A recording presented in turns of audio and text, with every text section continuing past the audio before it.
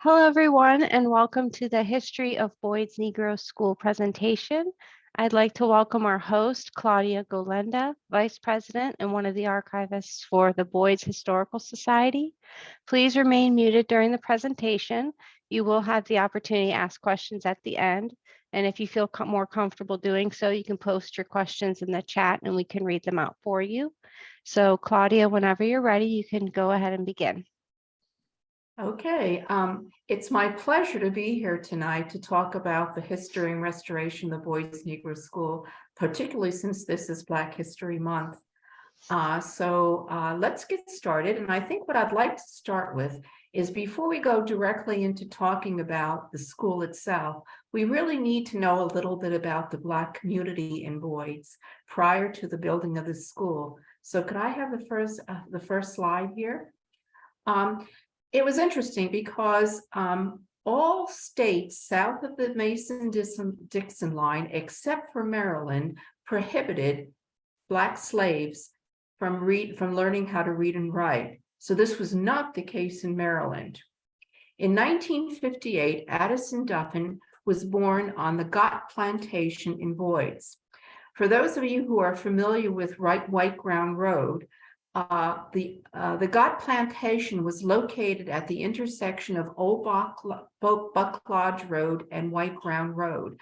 And the house has been gone since 1923.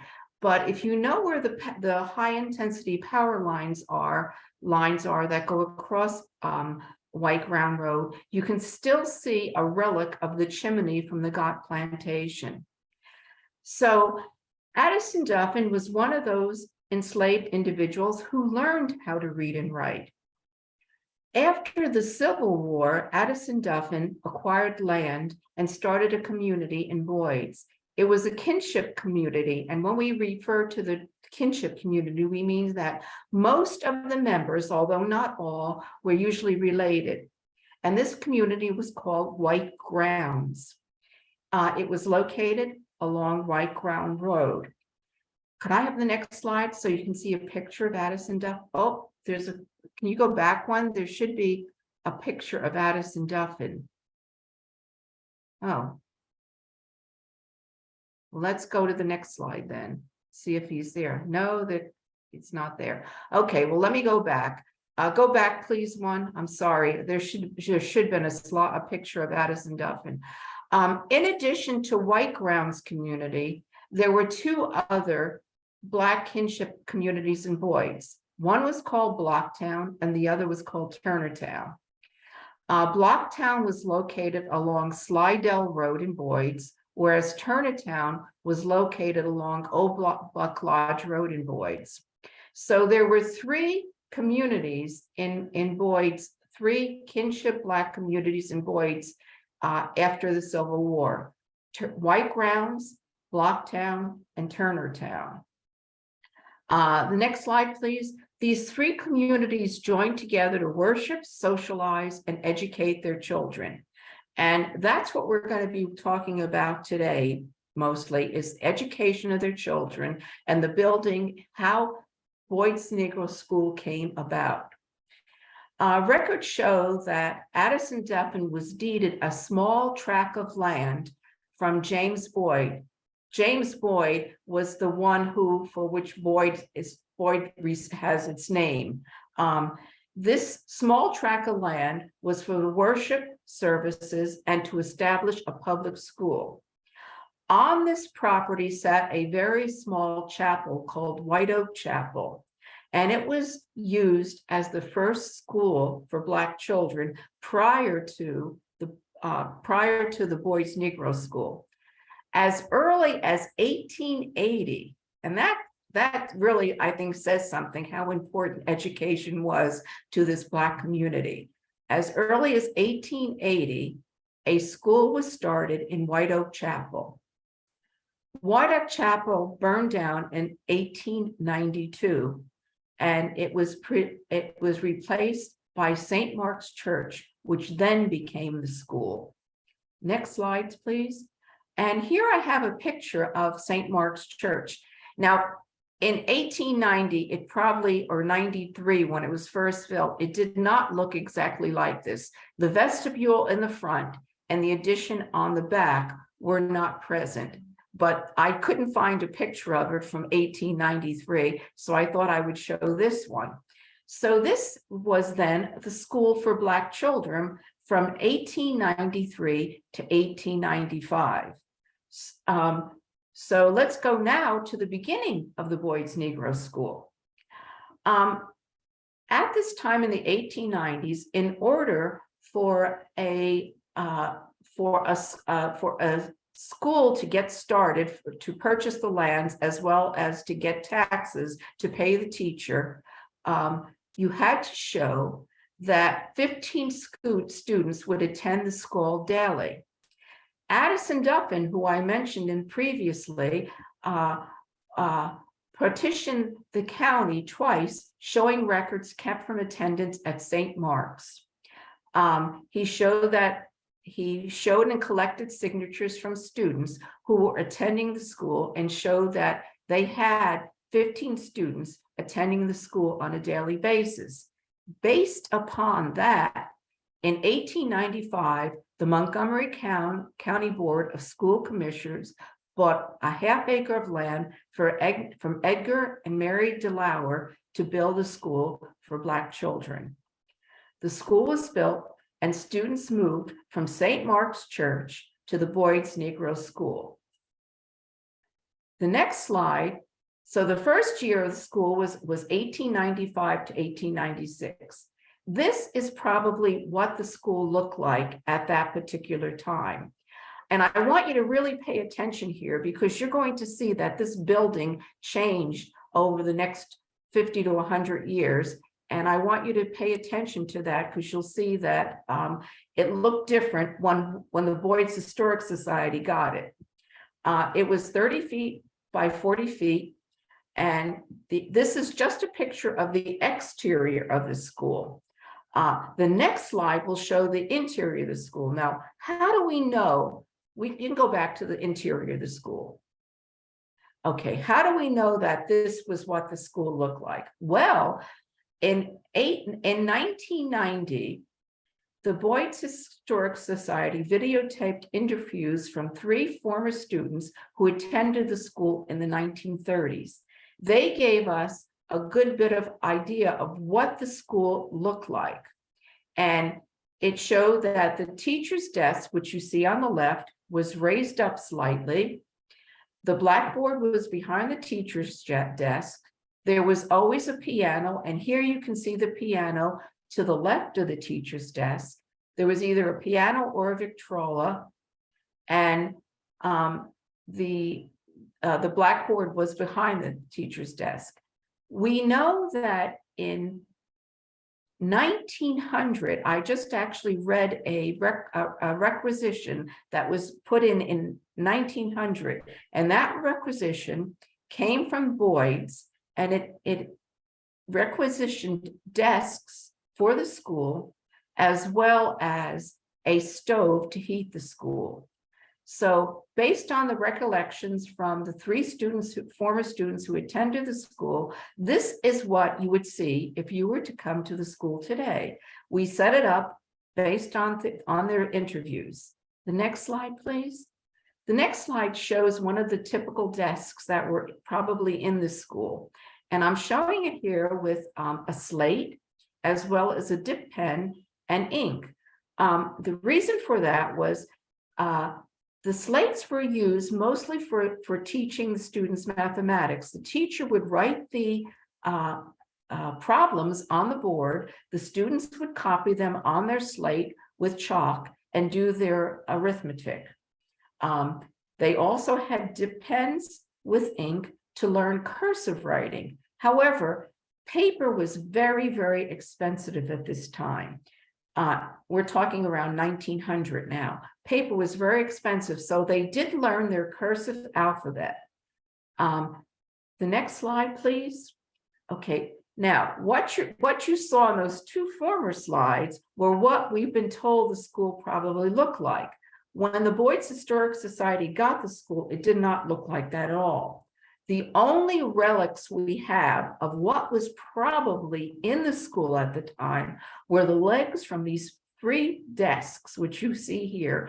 When we were digging around the school, these 3 pieces of desks were found. So we are quite sure that there were desks in the school and that they received those desks sometime around 1900.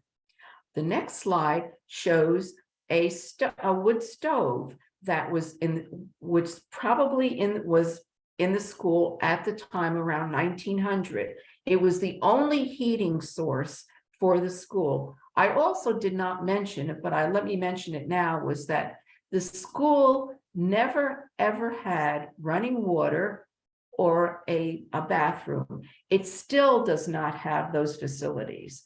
So we've really kept it original to keeping it to not having any plumbing at all. Very often, and you can see here old pots, sometimes the teacher would make bean soup for students who were not able to bring their lunch that particular day. And male students often carried the wood and water to the school for both lunch as well as to keep the school warm. So the Boyds Negro School served all 3 Black communities from 1895 to 1936. So for 40 years, this was school for Black children in Boyds. The length of the school year varied, and I'm going to talk about why it varied in a couple of slides that come up, but it usually started in September and it went to either April, May, or June. The school day always started with a hymn and ended with a hymn. We were told this by the 3 individuals who I mentioned previously. We did taped recordings of back in 1990. Boys sat on one side, girls on the other side. Reading, writing, and arithmetic were taught. The teacher taught students equivalent to grades 1 through 8 in the school. Next slide, please. Now, the next thing I'd like to talk about and give you a little background on were the teachers that were at the school, because we do have records, and you'll see I have some of them in the next slide, but let's not go to that yet, that I've highlighted so we can talk a little bit about these teachers. Teachers in segregated schools only earned half the salary of white teachers. And I mentioned to you just previously that the school year, the end of the school year could be anywhere from April through June. And this was because taxes from Black properties in Montgomery County were kept separate from the taxes from white properties. And they specifically pay the teacher's salary. So in a particular year, it really, really depended upon how much taxes were collected. If the money ran out in May, the teacher was gone in May, and so were the students.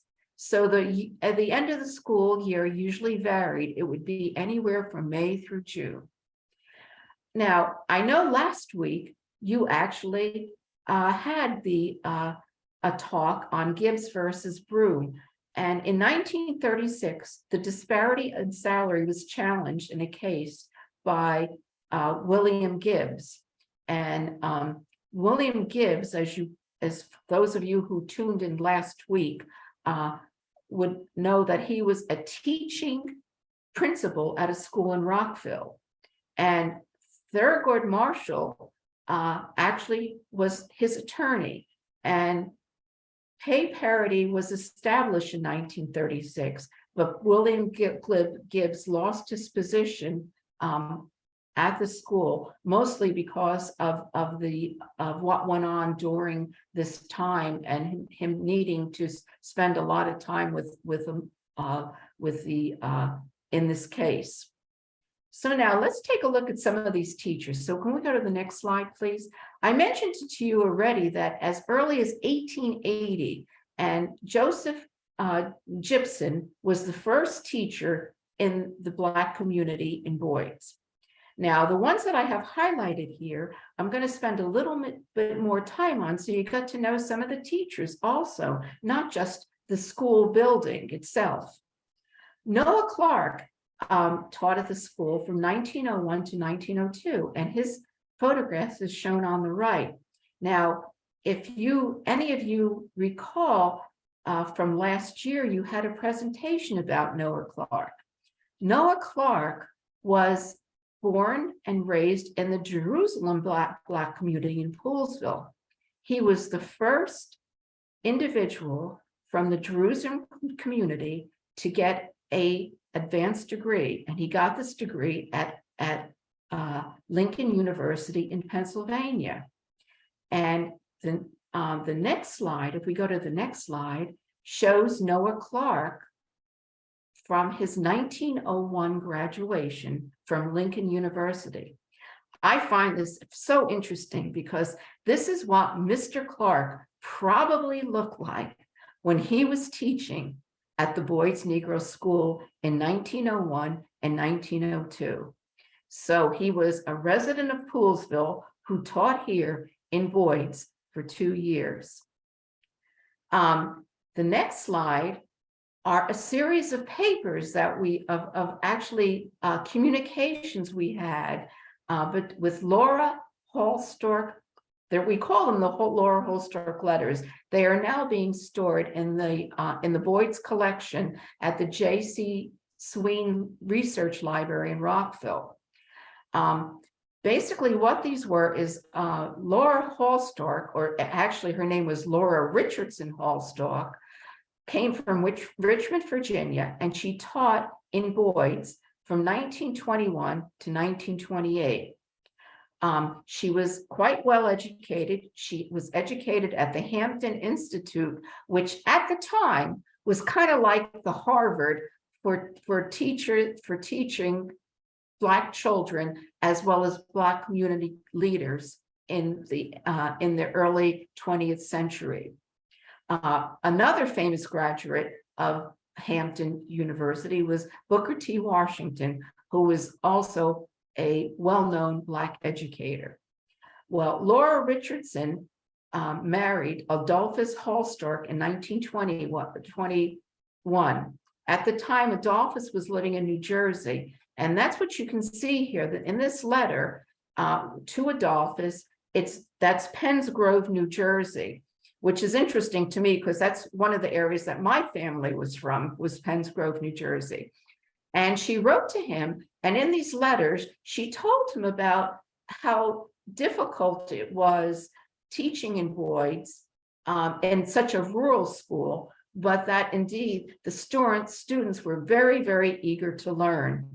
The next slide, we also have a letter now from Mr.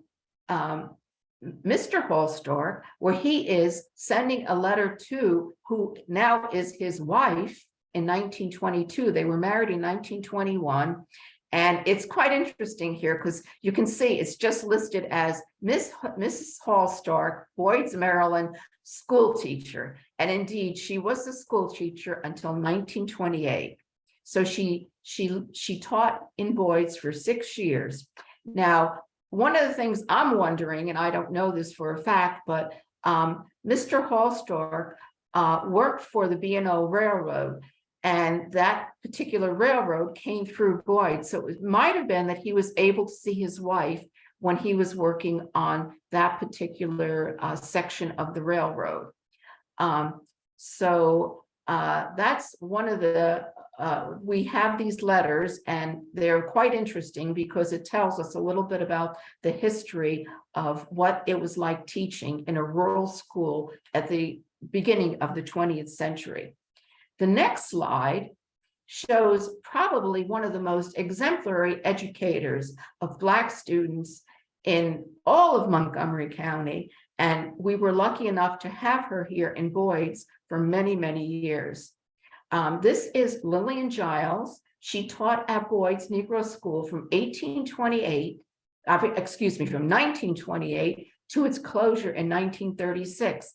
And here you see her as a young woman, and you can see, if you can see there are two students there, and they're holding a banner that says Boyds School. And basically, this is at this particular time in the 1920s and 30s, Rockville would have these competitive meets between the Negro schools, where they would play baseball and volleyball and different types of they would compete for different events. And this happens to be from 1928, when Miss Giles started teaching at the school. After the school closed in 1936, she taught at the Clarksburg Negro School. The Clarksburg Negro School was located very much on 355 in the vicinity of the new high school, but it is no longer there, and it was a two-room school. And then in 1953, she taught at the Taylor School, which is across the street from the Boyds Negro School, until her retirement in 1967. So for almost 40 years, she taught Black children in Boyds and Boyds Clarksburg area. Can we go to the next slide now? Now, what about some of the students? We actually have some pictures of students who attended the school.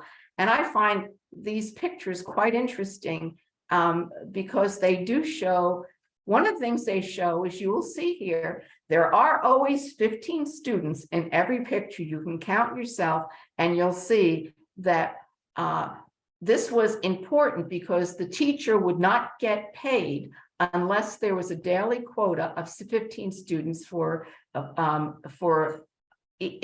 attended the school on a daily basis. And this was, you can see here, the teacher from 1919. This is a class of 1919, and the teacher was John Payne. He later went on to teach in Barnesville, but he was here for 1 year in 1919. The next slide shows the class of 1928. And if you look all the way to the left, you'll see a woman, and that is Miss Lillian Giles.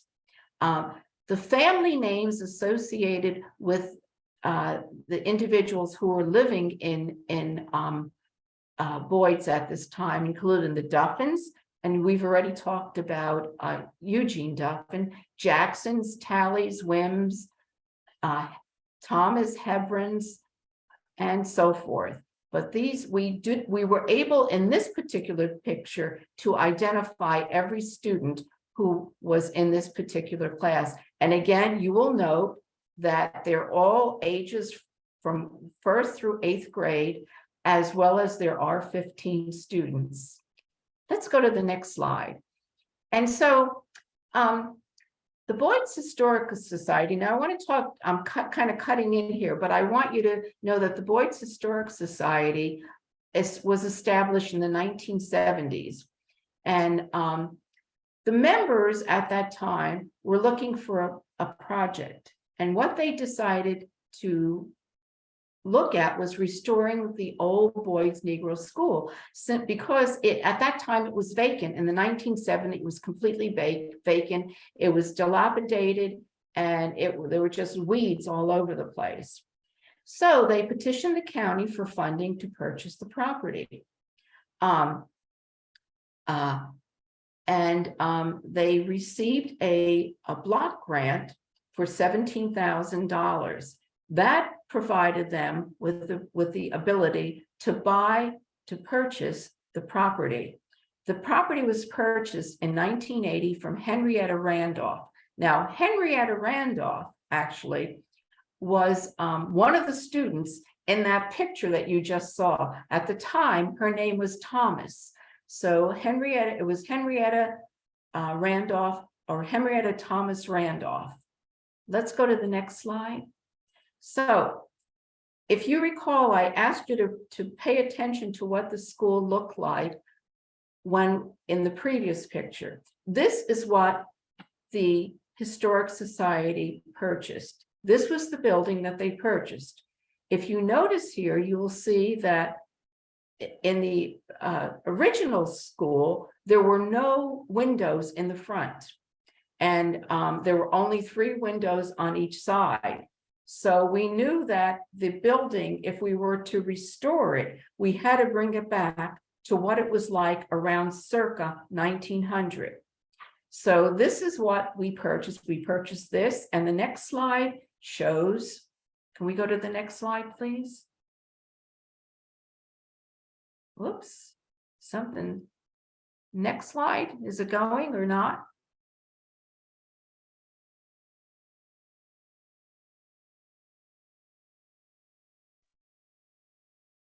There we go. Okay.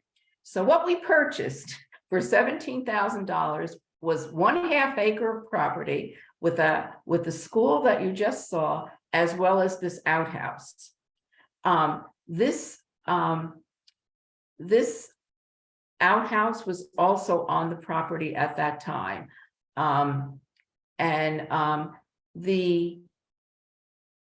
Let's go to the next slide. I want to see if okay, let me go, before I go to this slide, let me let you know that basically what happened was in between that I don't see the slide here, but in 1940, the Board of Education sold the Boyds Negro School. They sold it to a family by the name of Thomas. And the Thomases lived in this house from 1940 till about 1970. And what they did was they added those 2 windows that I showed you in the previous slide. And they also put in a back door, as well as they changed the interior of the school and made it into 4 small rooms. So when the Boyds Historical Society got the school, it needed to be brought back to what it was like when it was a school. So this became quite a big task, because we had to completely redo both the exterior and the interior of the school.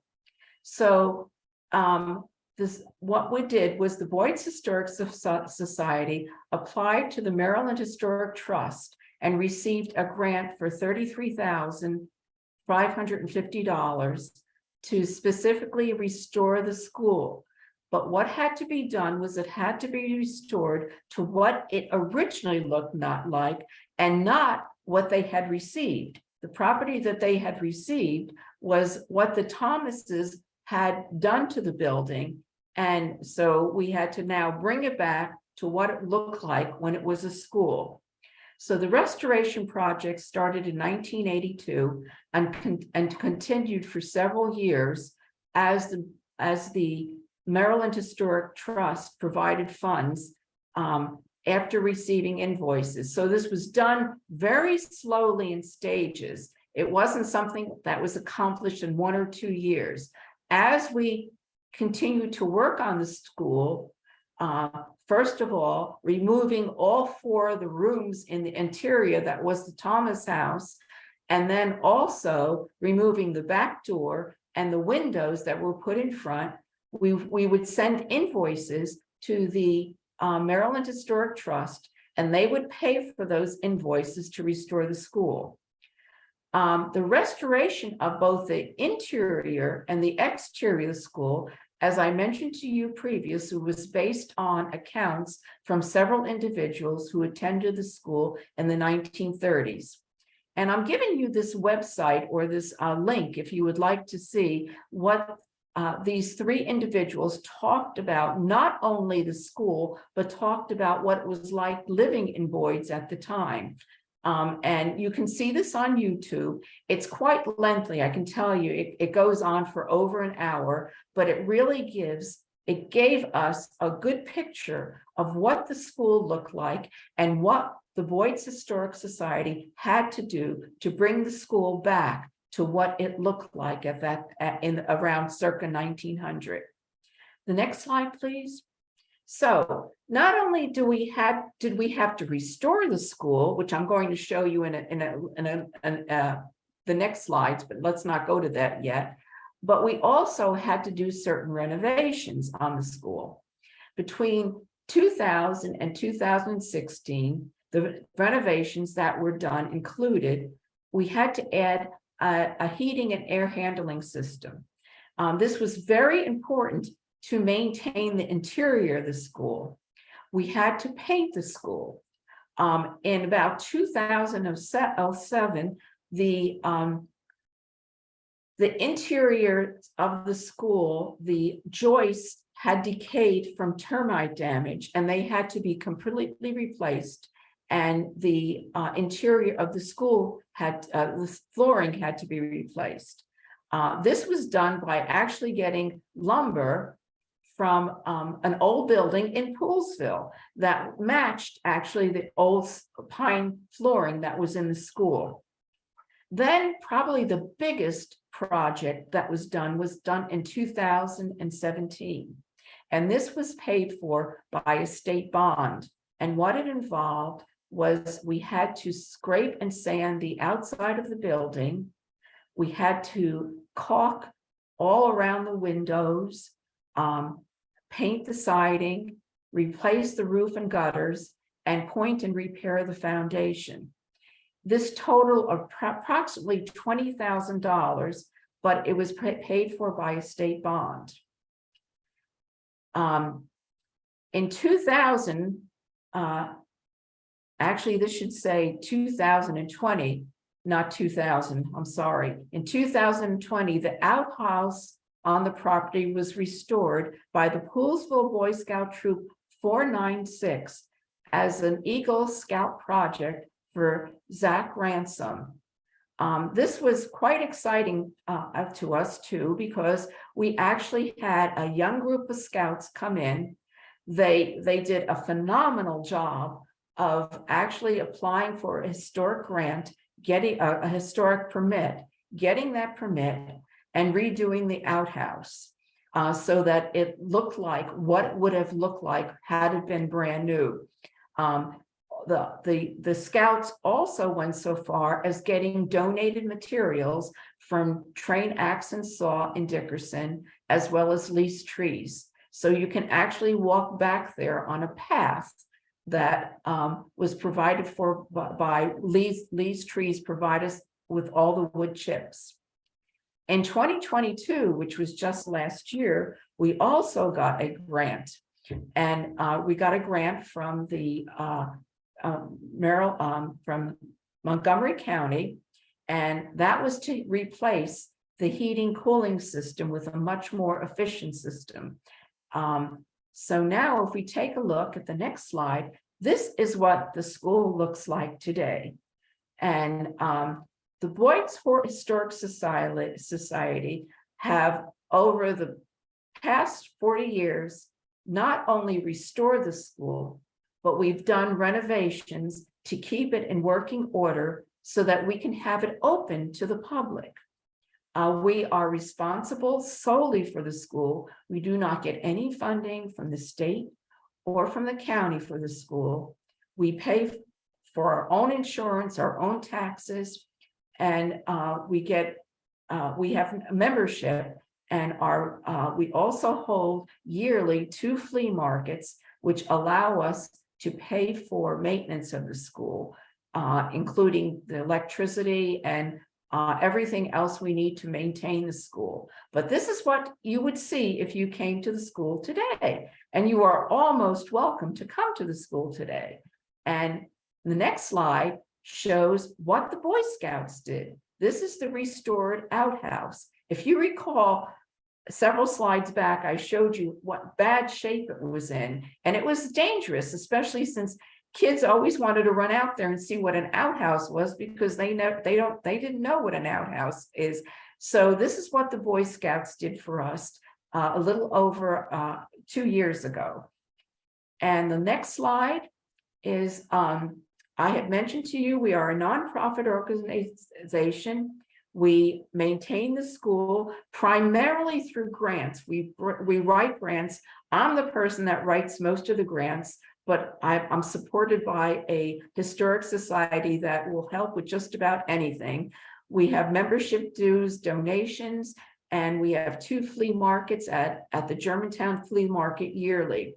As the owner of the property, we pay all taxes, insurance, and utilities, and in addition to keeping up the building. One thing I want to bring out, the school is open every 3rd Sunday of the month from April through October for open houses.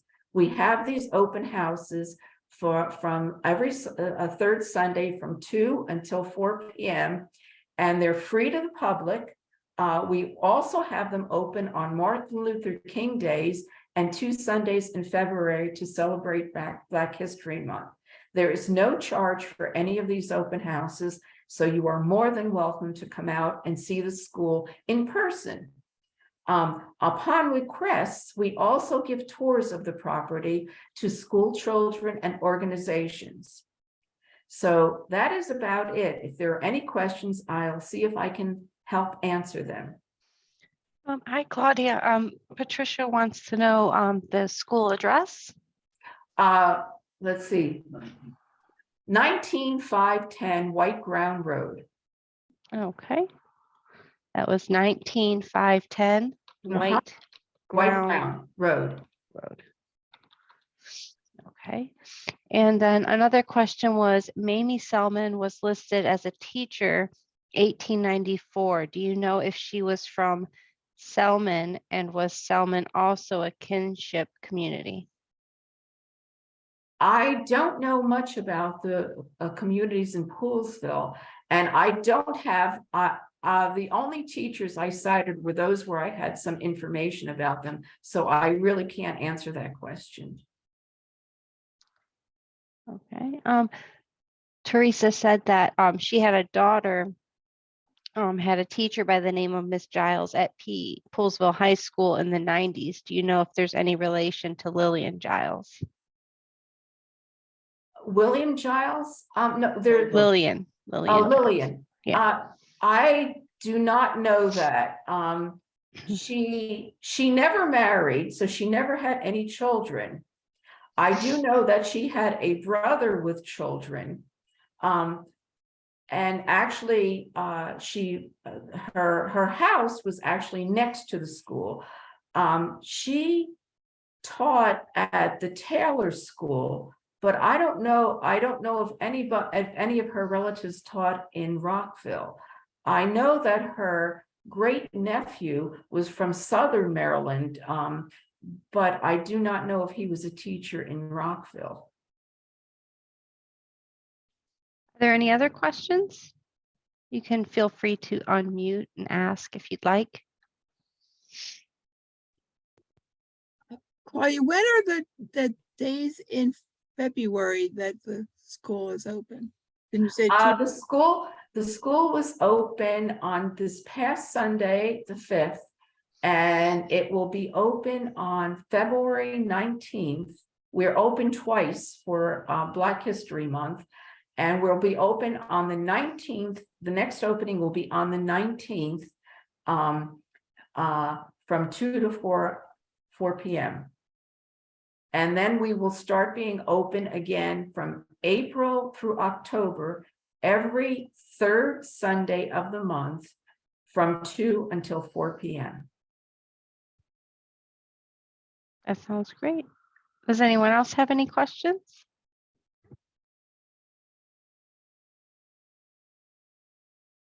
Okay, well, thank you so much for being here and putting on such a fascinating presentation for us. We really appreciate your time and all the information that you provided, and we're glad that you could be here with us.